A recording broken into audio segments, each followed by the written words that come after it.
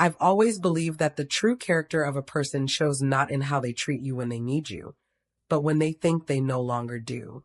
For years, I opened my home, my heart, and my kitchen to my son and his wife. Every Sunday, without fail, I'd set the table just so. White linen, the good china, a vase of fresh lilies from my garden. It was my way of keeping a sense of family alive after my husband, Richard, passed away.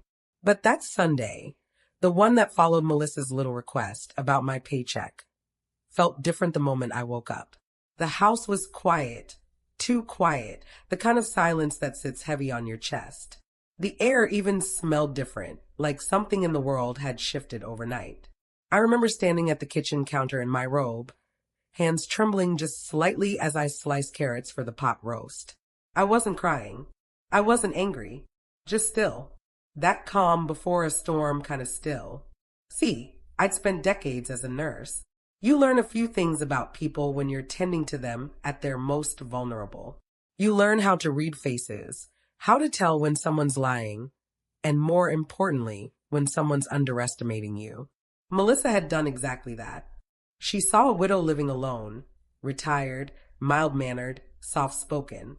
Someone who'd hand over her pension because it was easier than arguing. Someone she could talk down to in my own home and still expect dinner afterward. She was wrong. By 6 o'clock, the roast was in the oven, and I'd set the table for 3, just like always. I even poured the good wine, though I had no intention of drinking any. There's a kind of satisfaction in watching people get comfortable before the rugs pulled out from under them. The doorbell rang at 6:15 sharp. Derek's voice came first, cheerful but tight, the way he always sounded when trying to keep the peace. "Hey, Mom. Smells great in here." Then Melissa appeared behind him, sunglasses still on despite the fading light outside. She never bothered with polite greetings anymore, just strutted in like she owned the place. "Same roast again," she said, wrinkling her nose. "You really need to try something different, Margaret. Maybe order out next time." I smiled. "Well, I wouldn't want to disappoint you, dear." She missed the tone. She always did. Dinner began as it always did, with Derek asking about my garden, Melissa scrolling through her phone, and me filling the empty air with questions no one really answered. Except this time, I let the silence linger. I wanted her to notice it, to feel it pressing in. "So," she finally said, cutting into her roast, "did you talk to the bank yet? About the account transfer?" Her tone was casual, as if she were asking me to pass the salt. Derek froze mid-bite, his fork hovering. "Melissa," he began, but she cut him off with a look. I dabbed my napkin, took a sip of water, and said calmly, "Yes, dear." I handled it. Her lips curled into a satisfied little smirk. "Good. That'll make things easier for everyone. You don't need the stress of paying bills anyway." She actually sounded proud of herself. I could almost admire the audacity, if it weren't so disgusting. I smiled again, the same small, patient smile I used to give difficult patients before delivering bad news. "You're right. I don't need that stress at all."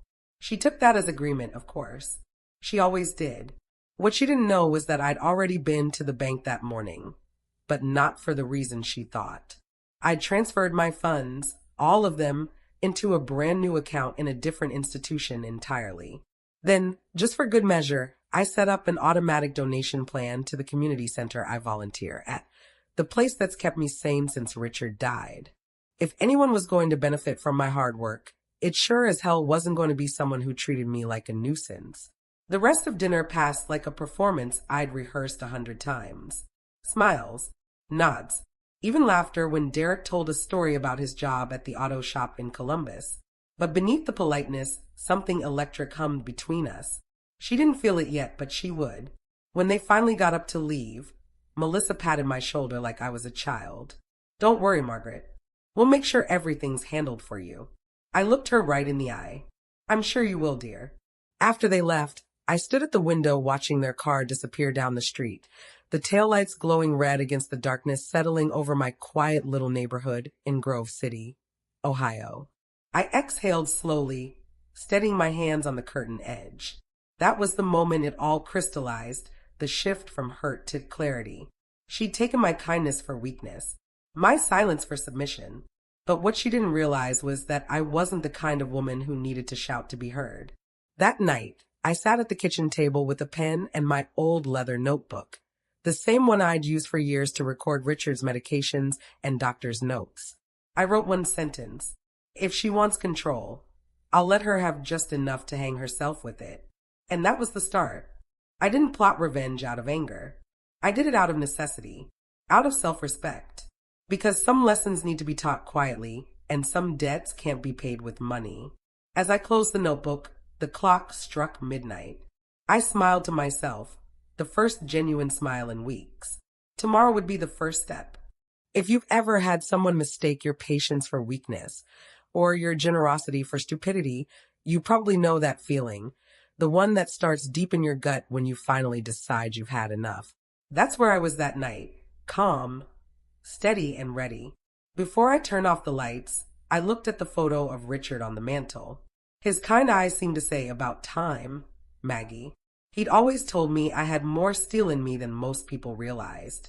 Maybe he was right. If you've read this far, thank you. Stories like this one take hours, sometimes days, to plan, write, and polish, and your support means the world. If you want to see how this quiet little plan unfolds, please subscribe and stay tuned for the next chapter. It truly helps more than you might think. As I crawled into bed that night, I couldn't shake the sound of Melissa's voice from earlier. So smug, so sure of herself. "You don't need anything anyway." Those words echoed in my head until sleep finally took me. But when morning came, I woke up with a clear head and a simple truth. If they wanted to play games with my money and my peace, then I was going to rewrite the rules.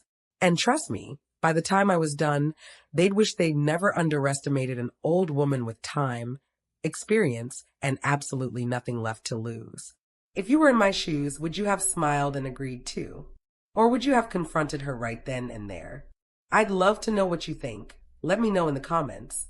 Morning light poured through the lace curtains of my kitchen, soft and golden, the way it always did in October. Most people would call it peaceful, but that morning it felt like something else entirely, like the start of a test. I moved through my routine, just like always, fed the cat, made a pot of coffee, watered the plants by the window. From the outside, I'm sure I looked like any other retiree starting her day. Inside, though, my mind was already 10 steps ahead. I had learned a long time ago that revenge doesn't need to be loud to be effective. It just needs to be precise, calculated, invisible, at least until it's too late. My first step was simple: take back control of my life quietly, piece by piece, without Derek or Melissa ever realizing what was happening. I started with my finances. I'd already moved my pension and savings into a new account under my maiden name at a small credit union in Westerville. The woman who helped me set it up, a kind soul named Linda, had no idea the service she was really providing. "You'd be surprised how many women start fresh accounts these days," she'd said with a smile. "Oh, I'm sure I would," I'd replied. Next came the utilities. Over the years, I'd allowed Derek to set up online access to my bills to make things easier. I changed every password that morning: electric, water, internet, even the community center donations. It felt good, cleansing even, like pulling weeds that had been choking my garden for too long. After that, I made a few phone calls. My attorney, Mr. Harwood, was first. He'd handled Richard's estate years ago and still checked in around Christmas. I told him I needed to make a small update to my will. Just a clarification, I said, to make sure certain things go to the right places. He agreed to see me later that week. Then I called the community center and asked if they needed volunteers for next month's charity sale. The director, Marcia, was delighted. "Margaret, we'd love to have you. You always bring in the best donations." I smiled into the phone. "Oh, I have a few special items this time." What she didn't know was that I had a garage full of things Melissa had borrowed over the years and never returned. Kitchenware, garden tools, even some of my jewelry she claimed she'd store safely. I planned to make sure those things found better homes. By noon, my plan was beginning to take shape, neat and orderly, like the patient charts I used to keep. It wasn't about punishing Melissa, at least not yet. It was about reestablishing control. Quietly, Methodically, around 3 that afternoon, Derek called. Hey, Mom. Melissa wanted to check that everything went through with the account. She said you talked to the bank. His tone was hesitant, like he already knew this wasn't going to be a pleasant conversation. Yes, I said evenly. Everything's handled. Oh, okay, great. She just wanted to make sure you didn't forget. I didn't forget anything, Derek. He hesitated again, then sighed. She's just worried, you know? Things are tight for us right now. I understand, I said softly. But you know, worrying doesn't give anyone the right to be unkind. There was a long pause. Yeah, he said finally. You're right. When we hung up, I sat for a while in the quiet. I wanted to be angry with him for not standing up for me. But deep down, I knew what kind of grip Melissa had on him. I'd seen that kind of control before. In patients, in families, in people too afraid to speak up until it was too late. But I wasn't going to let him drag me down with him. That night, I went through my filing cabinet, every document, every receipt. I found things I hadn't looked at in years. Richard's old insurance papers, mortgage records, letters we'd written to each other when he was overseas. It was like piecing together the fragments of a life that had slowly been pushed aside. Each one reminded me who I used to be. Capable, respected, strong. And that woman wasn't gone. She'd just been quiet. By the time I finished sorting, the clock read 11:40 p.m. My eyes burned from reading in the dim light, but I didn't care. I had a plan now, and that gave me something I hadn't felt in years, purpose. The next day, I met with Mr. Harwood at his office in downtown Columbus. He was a kind man with a gray mustache and an old-fashioned sense of courtesy. Margaret, it's been too long. How are you holding up? I'm doing fine, I said, taking a seat. I just need to make sure my affairs are in order. We went through the details carefully. I didn't remove Derek from the will. I wasn't cruel. But I made one small change that I knew would matter later. Any inheritance would be placed in a trust, only accessible for his use, not Melissa's. When I signed the papers, I felt a strange kind of satisfaction settle in my chest. Not gloating, not vindictive, just peaceful. Before I left, Mr. Harwood looked up from his notes. Margaret, forgive me for saying this, but you look different. Lighter, somehow. I smiled. Maybe I just decided to stop letting people take advantage of me. On my way home, I stopped at a cafe I used to visit with Richard. I ordered a cup of black coffee and a slice of lemon cake, the kind he always said reminded him of summers in North Carolina. I sat there for a while, listening to the quiet hum of conversation around me. That's when I realized something simple but powerful. I wasn't planning revenge for satisfaction. I was reclaiming space in my own story. The next few days moved like clockwork.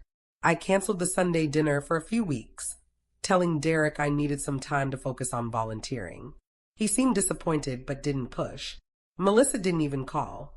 I imagine she assumed I was busy transferring the money. She was half right. On Thursday, I donated half the contents of my attic to the community center sale. Boxed up memories and borrowed items alike. Marcia thanked me with tears in her eyes. You have no idea how much this will help, Margaret. I just smiled. I think I do. That night, after loading the last box into her van, I looked around my now tidy garage. It felt good, like letting go of old weight. Then, as if on cue, my phone buzzed. A text from Melissa. Melissa, hey Margaret. We noticed the money hasn't shown up yet. You sure you did it right? I stared at the message for a long time, a small smile tugging at my lips. Me, oh yes, dear. Everything's in its proper place. I put the phone down, turned off the light, and went to bed. For the first time in months, I slept soundly. What Melissa didn't know was that my quiet little plan had only just begun. The money wasn't the only thing she'd soon realize she didn't have control over. Sometimes, silence is the loudest form of resistance. And in that silence, I was just getting started. 3 weeks. That's how long it took before the first cracks started to show. It began on a gray Thursday morning, the kind where the air smelled like rain and old leaves. I was in my garden, trimming the last of my dahlias before the frost came, when my phone rang. The caller ID flashed, Derek. I almost didn't answer, but curiosity got the better of me. Hi, sweetheart, I said, wiping my hands on my apron. Everything all right? He hesitated. the way he always did when he was about to ask for something. Yeah, Melissa's just a little worried. The rent's due soon, and the money still hasn't shown up. There it was. I took a deep breath, keeping my voice calm. I told her everything was handled, Derek. I know, Mom, but she says the bank might have messed something up. Maybe you gave them the wrong account number. I smiled faintly, though he couldn't see it. No, I don't think so. I've been banking a long time. I'm sure it's all in order. He didn't respond right away. I could almost hear him rubbing the back of his neck, that nervous habit he had since he was a boy. She's just been really stressed lately. You know how she gets. Oh, I knew. Tell her not to worry, I said gently. Everything's under control. When we hung up, I stood in the yard for a long while, looking at the wilted flowers, feeling the chill of the wind on my skin. I hated lying to my son, but I hated what Melissa was turning him into even more. That afternoon, I drove to the community center. Marcia and the volunteers were organizing donations for the sale, laughing and chatting as they sorted boxes. It felt good to be around people who saw me for who I was, not a burden, not a bank account, but a person. Margaret, you're just in time. Marcia called. Your donations have been flying off the tables. Those crystal vases and serving trays. People love them. I smiled, hiding my private amusement. Melissa's borrowed treasures, as I'd started calling them, were finally doing some good. Glad to hear it, I said. Let me know if you need help with pricing the rest. I spent the next few hours working with them, laughing, chatting, feeling lighter with every minute. For the first time in months, I felt free. That evening, though, freedom took on a sharper edge. I was fixing myself a cup of tea when my phone buzzed again. This time, a message from Melissa. Melissa, you need to call the bank ASAP. I checked with Derek's mom's group. Transfers don't take 3 weeks. I set the phone down, took a slow sip of tea, and smiled to myself. She really was starting to panic. A few minutes later, another message came through. Melissa, this is ridiculous, Margaret. You said you'd handle it. I let the phone buzz once more before replying. Me? Oh, I did handle it, dear. Everything's just taking a bit of time. You know how banks can be. I didn't bother responding to her next 5 messages. By Saturday, the silence must have eaten at her, because Derek showed up at my door without warning. He looked tired, dark circles under his eyes, shoulders slumped. Mom, he said, not even waiting to be invited in. Can we talk? Of course, I said, stepping aside. Come in, sweetheart. He sat at the kitchen table, the same one where we'd shared so many dinners. I poured him a cup of coffee, the way I used to when he was a teenager after late-night study sessions. He stared at his hands for a long time before speaking. Melissa thinks you changed your mind about helping us. Did she now? She's just stressed, Mom. You know we're trying to get ahead, and things have been rough. I reached across the table, touched his hand gently. Derek, I've always tried to help where I can. But you need to understand, there's a difference between helping and being taken advantage of. He frowned. We're not taking advantage of you, aren't you? I asked softly. Do you really think it's normal for your wife to demand my entire paycheck? To insult me in my own home? He opened his mouth to argue, then closed it again. The silence stretched between us, thick and heavy. I don't want to fight, Mom, he said finally. I just want things to be okay. So do I said. That's why I'm setting some boundaries. You're always welcome here, Derek. But until your wife learns to treat me with respect, she's not. He blinked, stunned. You're banning Melissa from the house? I'm not banning her. I'm protecting my peace. He looked down, conflicted. She's not gonna like that. I imagine she won't, I said calmly, but she doesn't have to. When he left, I could feel the air change, like a shift in the weather before a storm. That evening, as I sat reading in my living room, headlights swept across the front window. I looked out and saw Melissa's car idling at the curb. She didn't get out, just sat there for a while, probably deciding whether to come to the door. Then, finally, she sped off. I didn't need to guess what would come next. Sure enough, the next morning, I woke up to a flurry of texts from both of them. Melissa, you had no right to talk to Derek like that. Melissa, you've completely lost it. Melissa, we needed that money and you're just being selfish. Derek, Mom, please. She's really upset. Can we just talk this out? I put the phone face down on the counter and went back to watering my plants. The thing about standing your ground is that the first time you do it, people mistake it for cruelty. But it's not. It's clarity. I'd spent years cushioning everyone else's emotions, making sure no one ever felt uncomfortable, no one ever thought less of me, no one ever had to face the consequences of their own behavior. Not anymore. That night, I received a final message that made me pause, not because it hurt, but because it showed me just how desperate Melissa was becoming. Melissa, you think you're teaching us a lesson? Fine, but don't expect us to come crawling back when this blows up in your face. I stared at the screen for a moment before typing back. Me, oh Melissa, I wouldn't dream of it. Then I turned off the phone and smiled. Because here's the thing about people like her. They think they hold all the cards until the deck starts falling apart. And little by little the real unraveling was about to begin. The first frost hit Grove City the following week. The mornings were quiet and cold, and every breath felt like it came with a promise, something ending, something beginning. I'd always loved this time of year. Richard and I used to take drives down Route 62, coffee in hand, watching the leaves turn copper and gold. But that autumn, I didn't feel nostalgia. I felt anticipation. Melissa's messages had stopped, which told me one thing. She was regrouping. And when people like her go quiet, it's never because they've given up. It's because they're plotting. I didn't have to wait long to see what form her plotting would take. It started small. The following Sunday, I received a call from the community center. Marcia sounded hesitant. Margaret, dear, I just wanted to check something with you. We received a call earlier from someone claiming to be your daughter-in-law. She said she's managing your finances and that you might have donated more than you meant to. I froze, my hand tightening around the phone. She said that. Yes, Marcia replied. She even asked for details about your account, how much you'd given, and if she could have access to the receipts. Of course, we didn't share anything, but it seemed odd. I let out a slow breath. You did the right thing, Marcia. Thank you for telling me. As soon as I hung up, I sat down at the kitchen table, pulled my notebook toward me, and wrote in clean, steady handwriting. Step 2, document everything. I'd learned from decades in nursing that when things start to go wrong, you write down everything.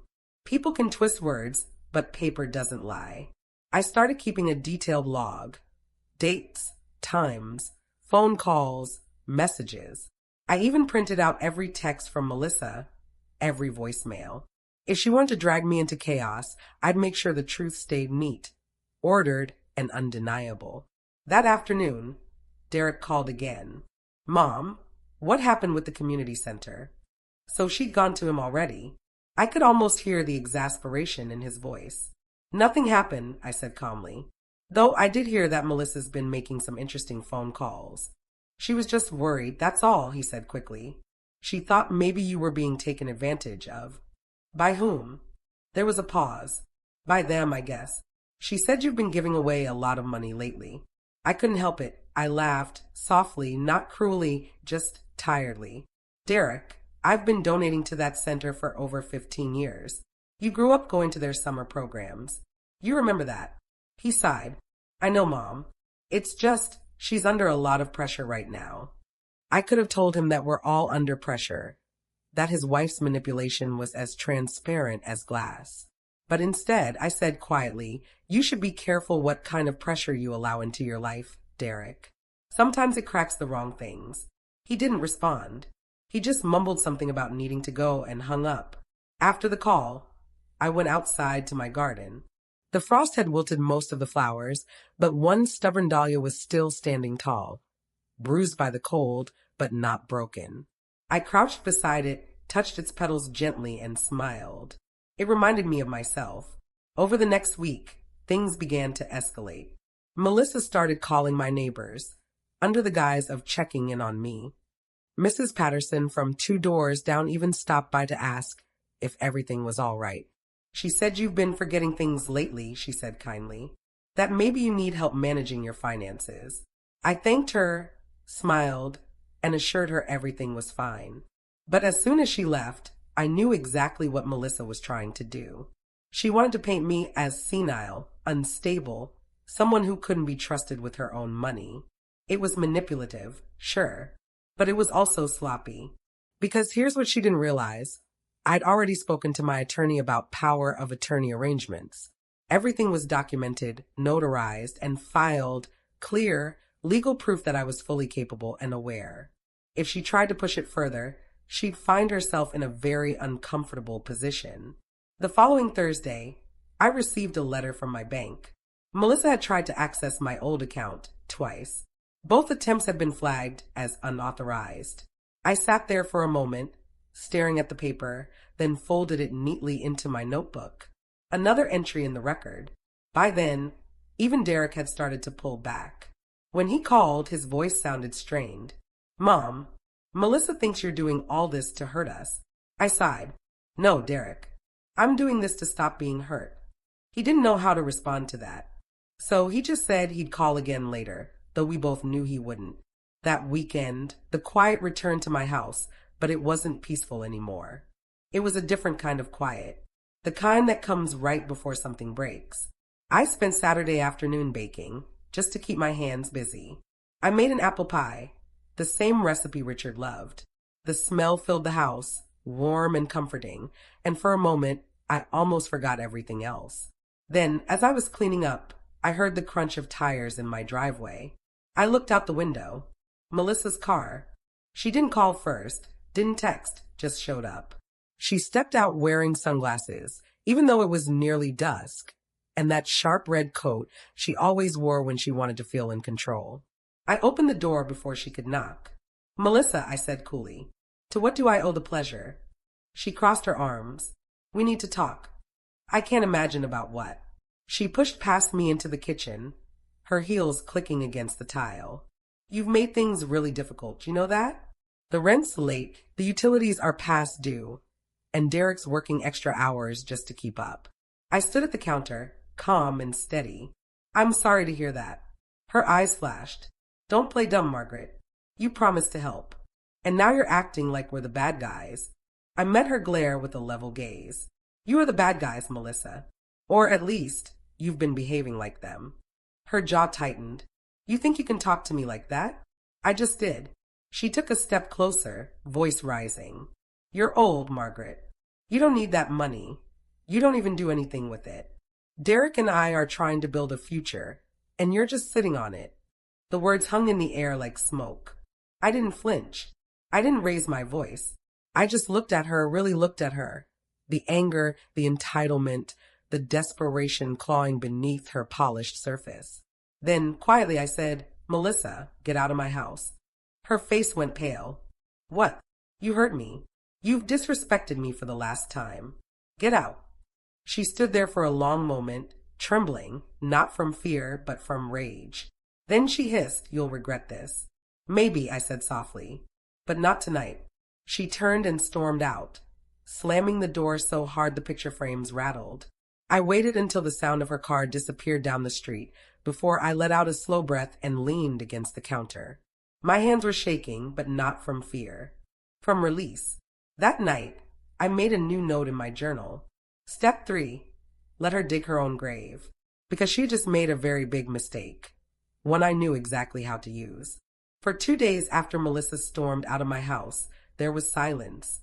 A thick, expectant kind of silence, the kind that hums just before thunder breaks. I knew better than to take it as peace. Melissa wasn't the sort of woman who cooled off and moved on. No, she was the kind who retreated just long enough to scheme. And Derek, poor boy, was always the unwitting accomplice, too kind, too unsure, too tangled in her anger to see it clearly. By Monday morning, I woke with a strange calm. I had something Melissa didn't, time and patience. Those two things can turn even the smallest plan into something sharp enough to cut through arrogance. I brewed a pot of coffee and opened my notebook. The first 3 steps were neatly crossed out. 1. Move funds in close access. 2. Document everything. 3. Let her dig her own grave. Underneath, I wrote a new line. 4. Set the trap. But before you can trap someone like Melissa, you have to understand what drives them And in her case, it was greed wrapped in pride. If she thought she could win, she'd sprint straight into the snare. That afternoon, I made a few calls. The first was to Marcia at the community center. Marcia, I've been thinking about something, I said. You mentioned the charity sale was a big success. Oh, absolutely. We raised more than we ever have. Mostly thanks to you. I smiled to myself. Well, how would you feel about a follow-up event? Maybe a small luncheon for donors and volunteers. Something nice, local, perhaps next weekend? She loved the idea. Oh, Margaret, that would be wonderful. Do you need help organizing? No, dear. I'll handle the invitations. That was exactly what I wanted, to control the guest list. My second call was to Mr. Harwood, my attorney. I told him what had happened with Melissa showing up and making demands. He listened carefully, then said, Margaret, you've done everything right. But if she's getting aggressive, we can file a no-contact letter. At the very least, document this incident in case she escalates. I nodded. Already done. He chuckled. I should have known you'd be ahead of me. By the end of that day, my plan was in motion.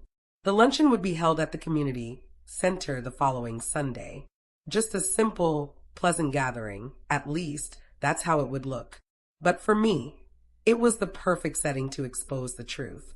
You see, Melissa had spent the last few weeks painting me as a senile, unstable woman. She'd whispered to neighbors, called organizations, maybe even hinted to Derek's friends that I wasn't all there. So I decided to let her say it again, but this time where people could hear her. A person like her can't resist an audience. The invitation went out quietly. A few friends, a couple of my neighbors, Marcia, and her volunteers, even the pastor from the local church who often stopped by to help with food drives. I also made sure Derek and Melissa received theirs. I wrote the note by hand. Dear Derek and Melissa, I'm hosting a small luncheon at the community center this Sunday to celebrate the success of the recent charity event. It would mean a lot to me if you both came. Family should be together, after all. Margaret. I knew the bait was irresistible. If there was one thing Melissa hated more than losing control, it was being left out of something that made me look good. The next few days passed in that same deceptive calm. I baked, gardened, and even joined Marcia to help decorate the center with autumn wreaths and garlands. On the surface, everything was ordinary, but beneath it, the current was shifting. By Saturday evening, Derek called. Hey, Mom, we got your invitation. Melissa thinks it'd be nice to come by, if that's okay. Of course, I said warmly. It's for a good cause. He hesitated. She's sorry about the other day. I let that hang in the air for a moment. Tell her I appreciate that. When I hung up, I allowed myself a long, steady breath. The pieces were falling into place. Sunday arrived cold and crisp. I wore my favorite blue cardigan and a string of pearls Richard had given me on our 20th anniversary. It felt like armor, somehow quiet, elegant, unassuming, but strong. At the community center, the tables were set with autumn centerpieces, pumpkins, candles, and sunflowers. The smell of roasted chicken and baked bread filled the hall. People filtered in, neighbors, volunteers, old friends. Laughter echoed softly through the room. And then came them. Melissa arrived first, all polished smiles and expensive perfume, clutching Derek's arm like a trophy. Her voice was sweet enough to rot teeth. Margaret, this is so lovely. You really went all out. I do try, I said lightly. She looked around, scanning the room, clearly impressed by the turnout. So many people, she said. I had no idea you were still so active. There it was, the faintest edge of condescension. She couldn't help herself. As everyone settled in, I gave a short speech thanking the volunteers and donors. I spoke about community kindness and the importance of giving back. The crowd applauded politely. Then I added, and I'm especially grateful for my family, who always remind me that strength doesn't come from how much you have, but from how much you give. I caught Melissa's expression out of the corner of my eye. Tight smile, jaw clenched. Perfect. Halfway through lunch, she started chatting with one of my neighbors, Mrs. Patterson, the same woman she called weeks ago about my forgetfulness. I pretended not to listen, though every word carried in the hall. Oh, yes, Melissa said brightly. It's just been such a challenge for us lately. You know, Margaret's been struggling with managing things. We've been trying to help, but she can be stubborn. Mrs. Patterson frowned slightly. She seems fine to me. Well, Melissa continued, lowering her voice just enough to sound conspiratorial, sometimes it's hard for older people to admit they need help. She's been giving away large sums without realizing. It's really sad. There it was, the lie. I waited until a few nearby heads turned, until the murmurs started. Then, quietly but clearly, I said, Melissa. The room fell silent. She froze, mid-sentence, as every eye turned toward us. Would you mind repeating that? I asked, my voice steady. Her smile faltered. I was just saying how we're trying to support you, Margaret. Oh, because it sounded like you were telling people I'm not of sound mind. The tension in the room thickened. Even Derek looked pale. That's not what I meant, she began. I reached into my bag and pulled out a folder. Calmly, deliberately, I placed it on the table. For those of you concerned, I said, this is a signed letter from my doctor, confirming that I am in excellent mental and physical health.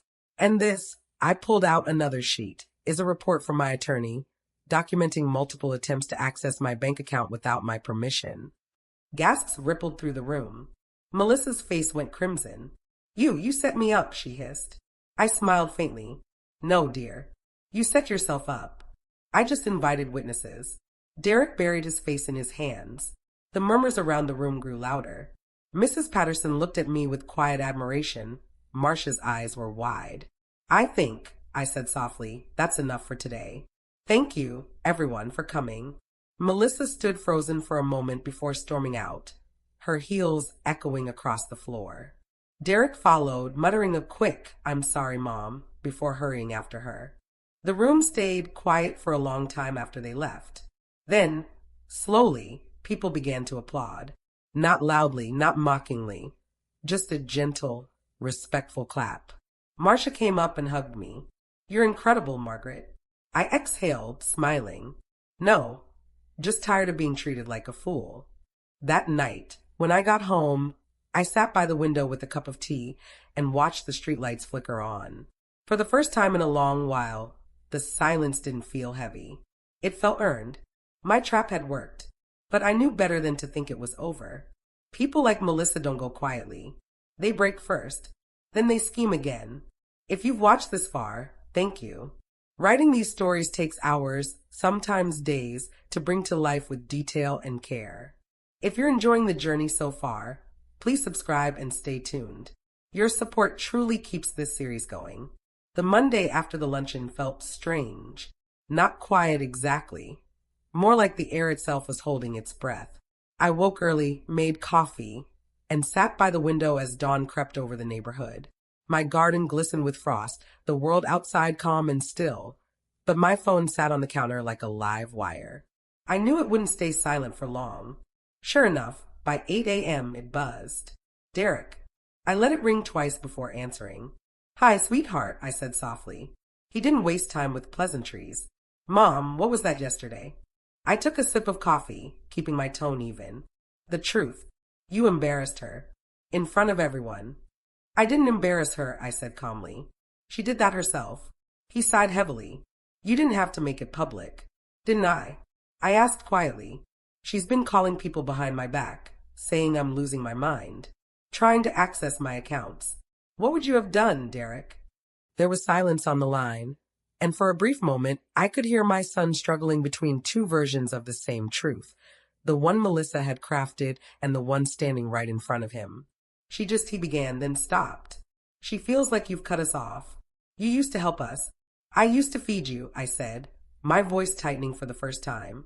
I used to open my home, give what I could, make sure you were both cared for. But helping is one thing, Derek. Being used is another. He didn't answer. I love you, I added, softer now. But I won't keep handing pieces of myself to someone who only takes. He mumbled a goodbye and hung up. For a while after that, I just sat there in the quiet, staring into my coffee. It hurt, of course it did. No mother wants to see her child torn between love and loyalty, even when that loyalty is misplaced. But sometimes love means letting people sit in the consequences they've created.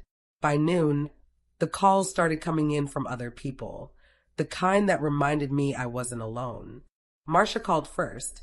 Margaret, it was something. Everyone's been talking about it, but in a good way. You handled yourself with such grace. That's kind of you to say, I replied. Then Mrs. Patterson called to apologize. I'm so sorry for ever believing a word she said. You've always been sharp as a tack, and we all saw that yesterday. I thanked her, genuinely touched. Later that afternoon, Mr. Harwood's office called. We've received a written apology from your daughter-in-law, his assistant said. It's brief, but it's there. She acknowledged overstepping. Keep it on file, I said. We'll see how long it lasts. Because I knew Melissa, an apology from her wasn't repentance. It was strategy. I spent the rest of the day in my garden, trimming away the frostbitten stems, clearing dead leaves. It felt symbolic somehow, tidying up what decay had left behind. That evening, as I was coming in from the yard, a car pulled into the driveway. Derek, alone. He stepped out hesitantly, hands shoved in his pockets. Mom, he said, can I come in? Of course. He sat at the kitchen table, the same spot where he'd once done homework as a boy. For a moment, it almost felt like old times. Then he said quietly, she's not taking this well. I wouldn't expect her to, I replied. She thinks you're trying to turn everyone against her. I smiled faintly. I don't have to, Derek. She's doing that all on her own. He rubbed his temples. I don't know what to do anymore. I reached across the table, placed a hand on his. You're my son. You'll always have a place here. But I won't pretend anymore. You married a woman who doesn't respect me or you really. And until she learns how, I won't let her near my peace. He looked up at me, eyes glistening with exhaustion. She says we're drowning, Mom. That if you just helped one last time. I shook my head. Derek, I spent 40 years of my life helping people. I held their hands when they were dying, comforted families through grief, worked double shifts so others could rest. I've done enough helping. It's time someone learned how to stand on their own 2 feet. He swallowed hard and nodded slowly. You really aren't backing down, are you? No, I said gently. Not this time. He sat there for a while longer, quiet. Then he stood, leaned down, and kissed my forehead like he used to before heading to school. I love you, Mom. I love you too, sweetheart.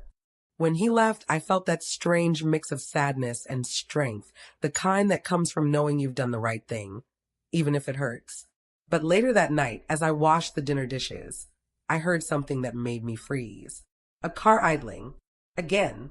I peeked out through the curtains. Melissa's car. Headlights off. She didn't get out, just sat there for a few minutes, then slowly pulled away. My stomach sank. That wasn't an accident. That was a warning. I knew right then that she wasn't done.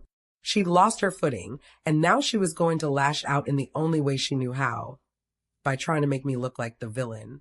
Sure enough, the next morning, my phone buzzed with a notification. A post. From Melissa. It was on her social media, a long, emotional paragraph about elderly family members turning cruel and being betrayed after years of trying to help. She didn't use names, of course, but anyone who knew us could connect the dots. I took a screenshot and added it to my notebook. Step 5. Let the truth speak louder than her stories. That night, I drafted a simple post of my own. It's amazing how peace feels once you stop letting others use your kindness as currency.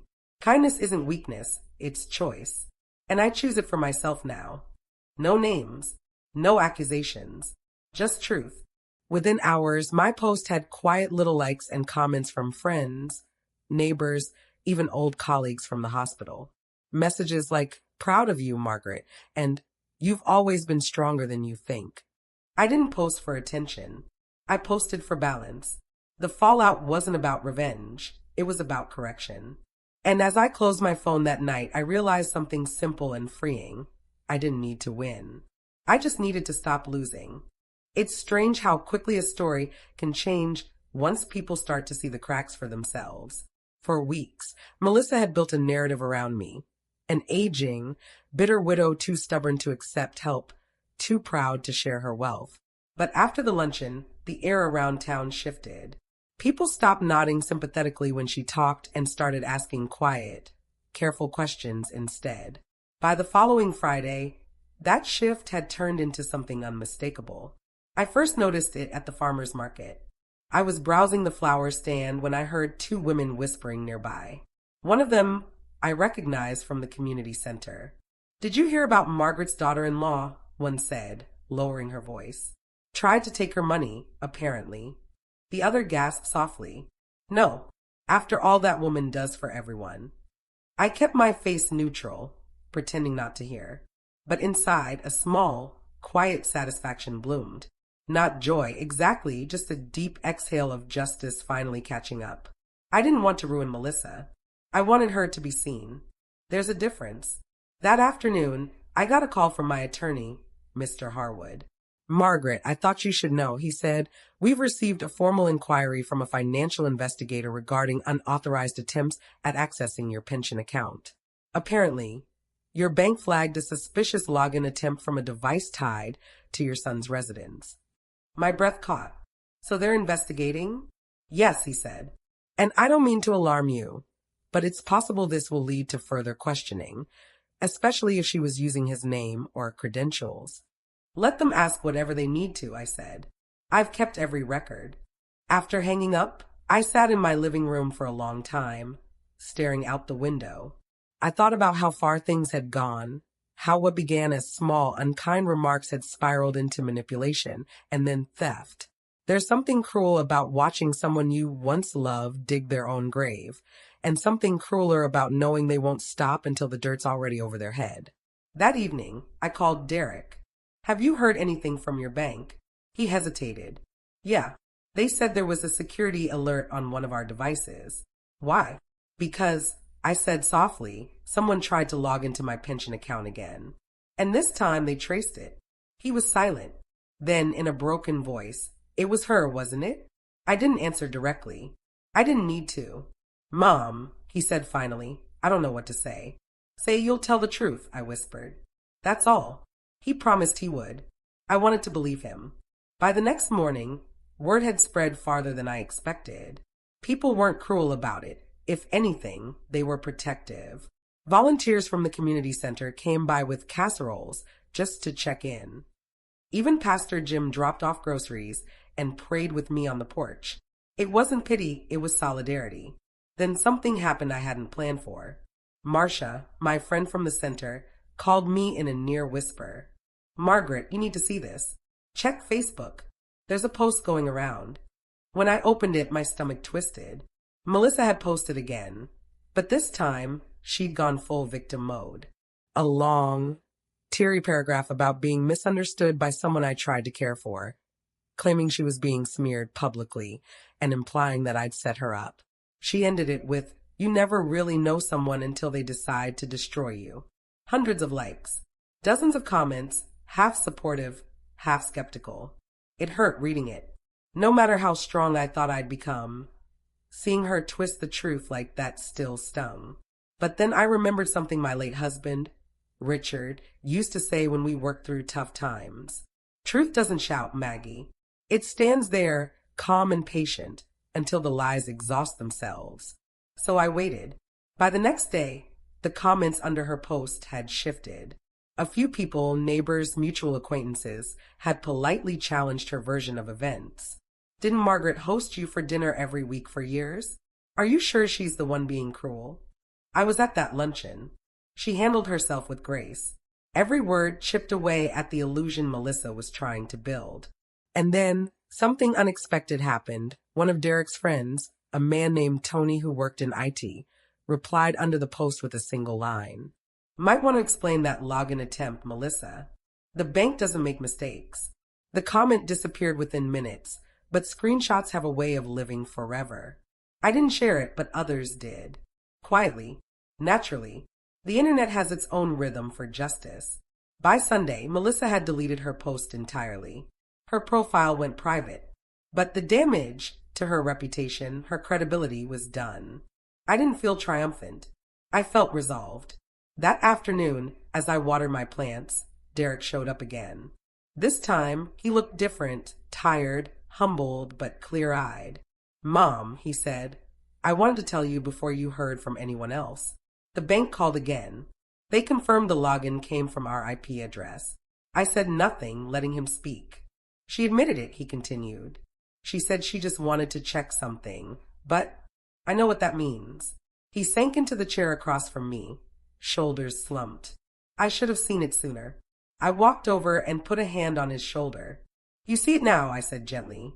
That's what matters. He nodded, eyes glassy. She's staying with her sister for a while. I don't know what's going to happen next. Then maybe, I said quietly, it's time for both of you to figure out who you are without each other's chaos. He gave a small, sad laugh. You sound like Dad. I try. We sat in silence for a long time after that, just a mother and son, surrounded by the quiet hum of a house that had seen too many tears and too much love to crumble now. When he finally left, I stood by the window, watching his car pull away. The air felt clearer somehow, lighter. The truth had done what it always does when left to its own devices. It had exposed everything that needed light. I didn't gloat. I didn't need to. The world had finally seen what I'd known all along. Kindness isn't weakness, it's restraint. And sometimes the strongest revenge isn't fire. It's calm. Still, I couldn't shake one feeling as night fell. This wasn't over. Not completely. Because people like Melissa don't just disappear. They regroup. They plan. And I had a feeling she still had one last card to play. I've always believed that silence tells more truth than words ever could. When someone you know well goes quiet, really quiet, you can almost feel the shape of their next move forming in the air. Melissa's silence was that kind of silence. It had been nearly 2 weeks since the bank confirmed the login attempt, and she'd vanished from everyone's view. No more social media posts, no calls to Derek's friends, no sudden appearances at my door. Just absence. But absence doesn't always mean peace. Sometimes it's the space before the storm. On the second Sunday after her disappearance, I woke to an early knock on my door. For a moment, I thought it might be Marcia dropping by with muffins, as she often did. But when I peeked through the glass, my heart sank. Melissa. She looked different. The woman standing on my porch wasn't the polished, smug version I'd grown used to. Her hair was tied back loosely, makeup smudged, her eyes rimmed with exhaustion. I hesitated before opening the door. Melissa, can we talk? Her voice was thin, almost shaking. I stepped aside, saying nothing. She walked in slowly, her heels clicking against the wood floor like she was afraid to be heard. For a long moment, we just stood in the kitchen. The same room where she'd once ordered me to send my paycheck to her account. The same room where Derek had once tried to mediate our invisible war. I didn't come here to fight, she said finally. That's good, I replied softly, because I'm done fighting. She flinched at that, but pressed on. I messed up. I know that. I shouldn't have said what I said, or done what I did. I folded my arms. Melissa, what exactly are you apologizing for? Her lips tightened. She wanted the easy way out, some vague confession to cover everything. But I stayed silent, forcing her to fill the space with something real. For the bank thing, she said finally. I wasn't trying to steal from you. I thought maybe if I could show Derek how much money you weren't using, he'd see that. I raised an eyebrow. He'd see what? That you deserved it. She looked down. You have so much. We were drowning, Margaret. You don't know what that feels like. Don't I? I asked quietly. You think I never went without? You think I never stayed up at night wondering how to stretch one paycheck into rent and food and gas? I worked 30 years in emergency rooms, Melissa. I've cleaned blood off walls and wiped tears off strangers' faces. I know what drowning looks like. Her mouth opened, then closed again. You didn't want help, I continued, voice steady. You wanted control. And when you couldn't get it, you tried to make me look unstable. You lied to people. You used my kindness like it was a weakness. Her eyes filled with tears. I just wanted to be part of the family. You were, I said softly, until you decided being family meant ownership. She wiped her eyes and took a shaky breath. I know you don't believe me, but I didn't mean to hurt anyone. I looked at her for a long moment. The truth was, I didn't see a monster in front of me. I saw a scared, prideful woman who'd made one bad choice after another until she'd built a cage out of her own decisions. But pity doesn't erase consequences. I don't hate you, Melissa, I said. But I also don't trust you. And I can't have you in my life until you learn how to treat people without trying to own them. She nodded slowly, tears slipping down her cheeks. I understand. She turned to leave, but stopped at the door. Derek's leaving, she said quietly. He's staying with a friend for a while. I guess you got what you wanted. That cut deep, sharper than I expected. I took a slow breath. No, Melissa, I said. Nobody wins here. But sometimes when the house is on fire, you have to walk through the smoke to get to air. She stared at me for a moment, her face unreadable, then walked out. I stood in the hallway long after the door clicked shut. The morning light streamed in through the curtains, catching the edge of the kitchen table where my husband used to sit. I could almost hear him saying it again. Truth doesn't shout, Maggie. I poured myself a cup of tea and sat down, my hands trembling just slightly. It was over, or at least the part of it that needed to be said was, but endings aren't always clean. Later that afternoon, I received a message from Derek. Just one line. She's gone to her sister's in North Carolina. I need some time to think. I stared at it for a long moment before replying. Take all the time you need. You know where home is. After I sent it, I put my phone away and went outside to the garden. The autumn wind was sharp but kind. I knelt by the rose bushes and began trimming away the dead blooms, clearing room for new growth. It felt symbolic and in a quiet way healing. Still, as the sun began to set, I caught myself glancing at the road more than once. Some part of me expected Melissa's car to return. Some part of me knew it probably would. Because confrontation, real confrontation, isn't just about what's said. It's about what remains unsaid. And I could feel it in my bones. There was one last truth buried under all this silence. One that hadn't surfaced yet. The days after Melissa's visit passed in a kind of uneasy stillness. Derek hadn't called since his short message about leaving for a while, and though I told myself he just needed space, every time the phone rang, I hoped it was him. But it wasn't. It was the quiet that answered me instead. The hum of the refrigerator, the ticking of the clock, the creak of the house settling at night. I'd grown used to silence after Richard died, but this one felt different. It wasn't peace. It was waiting. It was a Friday morning when the letter came. It arrived in a plain white envelope with no return address, just my name printed carefully across the front in handwriting I recognized immediately. Melissa's. I almost didn't open it. Part of me wanted to drop it in the trash and walk away. But curiosity, that stubborn thing, got the better of me. Inside was a single sheet of lined paper. No apologies this time, at least, not in the way I expected. Margaret, I know you probably don't want to hear from me, but I need you to understand something. I never meant for things to go this far. I made mistakes, yes, but I wasn't trying to hurt you. I was trying to survive. When Derek lost his second job, I panicked. We were behind on bills. I thought maybe you didn't need as much as you had sitting in your account. I told myself it was just temporary. I told myself I'd pay you back. I see now how wrong that was, but I also know you'll never forgive me. Maybe you shouldn't. Derek blames himself, but he shouldn't. He's good. He's kind. Please don't turn him away because of me. You're the only real family he has left. Melissa.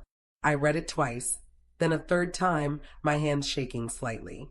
I wasn't sure what I was supposed to feel. Anger? Pity? Relief? Maybe all of them. Or maybe something deeper, quieter, something that felt a lot like exhaustion. She was right about one thing. Derek didn't deserve to carry her guilt. That evening, I called him. He didn't answer, but I left a message. Derek, sweetheart, I got a letter from Melissa. I think she's trying to make peace in her own way. When you're ready, come home. There's always a seat for you at the table. I hung up, then sat in the living room for a long while, the letter resting on my lap. The words had been clumsy, defensive, but there was something honest buried between the lines, something human. And for the first time, I felt a kind of strange compassion, not for what she'd done, but for the desperation that drove her to do it. People do awful things when they feel cornered.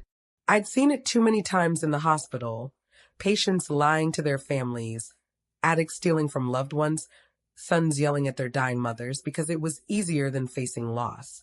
Survival makes fools of us all. Still, compassion didn't mean forgetting. I folded the letter neatly, slid it back into its envelope, and placed it in my filing cabinet next to all the documentation I'd kept. I wasn't erasing the past. I was preserving it as a reminder of what unchecked kindness can cost. That night, I dreamed of Richard. We were sitting in the garden, the way we used to, his hand warm over mine. He looked at me with that quiet, knowing smile and said, "You did what you had to, Maggie. But don't let bitterness take root where peace belongs." When I woke, I was crying, but it felt clean, like the kind of crying that makes room for something new. 2 weeks later, Derek came home. He didn't call first, just showed up one afternoon as I was raking leaves in the yard. I looked up and saw him standing by the gate, a little thinner, a little older somehow. "Hey, Mom." I smiled, setting the rake aside. "Hey, sweetheart." He walked over, hands shoved in his jacket pockets. "I got your message. I needed some time to think." "I know," I said. "That's good." He hesitated before speaking again. "She's gone for good this time. Said she's staying with her sister indefinitely. We both need space. Maybe forever." I nodded, feeling both sad and relieved for him. "I'm sorry it had to end that way." He shrugged. "It's for the best." She was angry for a long time. At herself, at me, at life. I didn't see it until it was too late. We went inside, and I poured him a cup of coffee. He looked around the kitchen like it was the first time he'd seen it in years. "It's funny," he said quietly. "When I was a kid, this house felt huge. Now it feels peaceful." "It's the quiet," I said. "It takes getting used to." He smiled faintly. "I think I could use some quiet." We sat there for a long time, not saying much, just sipping coffee, letting the silence settle. And then, almost out of nowhere, he said, "She told me to tell you thank you for not pressing charges." I blinked. "She said that?" He nodded. "She knows she crossed the line. She said she'll live with it." I didn't answer right away. Then, finally, I said, "Good. Maybe that's what she needed, to see herself honestly for once." He nodded again, and we let the moment rest. Later, when he left to run errands, I walked out to the garden. The first snow of the season had started falling, dusting the last of the flowers. The air smelled of cold and earth and endings. I stood there for a while, watching the flakes land softly on the soil, and realized that this quiet, this slow, gentle acceptance was what real revenge looked like. Not fury, not triumph. Just peace earned the hard way. Winter settled over Salem like a soft blanket. The kind of cold that hushes the world, muting every sound except the slow creak of trees and the crunch of frost underfoot. It had been 3 months since Melissa's letter, and life had quietly begun to heal itself. Not perfectly, not neatly, healing never really is, but enough that peace no longer felt like a stranger in my home. Derek had moved into a small apartment downtown. He came by every Sunday now, not out of obligation, but because he wanted to. Sometimes we cooked together, sometimes we just sat in the living room, reading or talking about nothing at all. He was softer these days, less tense, more present. There was grief in him still, but it wasn't the kind that poisoned. It was the kind that taught. One evening, as we finished dinner, he leaned back in his chair and said, "You know, Mom, I used to think you were too forgiving, that you let people walk all over you. But now, I think I get it. You weren't weak. You were just giving people chances to show who they really were." I smiled faintly. "And they usually do if you wait long enough." He nodded. "Melissa called me last week." I felt a small, unexpected pang. "Oh, she's doing better," he said. "Got a job in North Carolina. Says she's seeing a counselor. She didn't ask for anything, just wanted to say she's sorry again. Said she's trying to be different." I took a sip of my tea, letting the warmth fill the silence between us.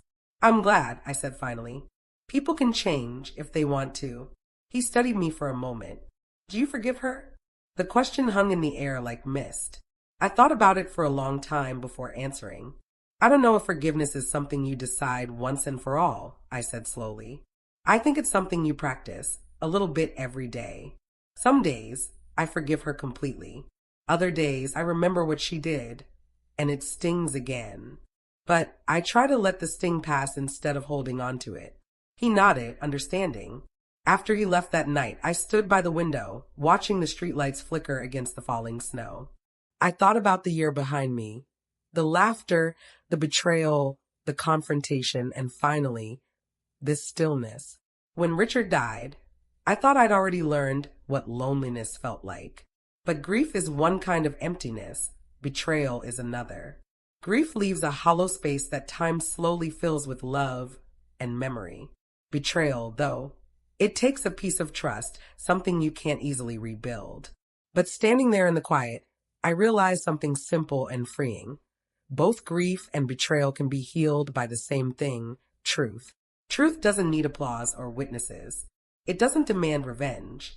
It just sits there, patient and calm, until you're ready to see it.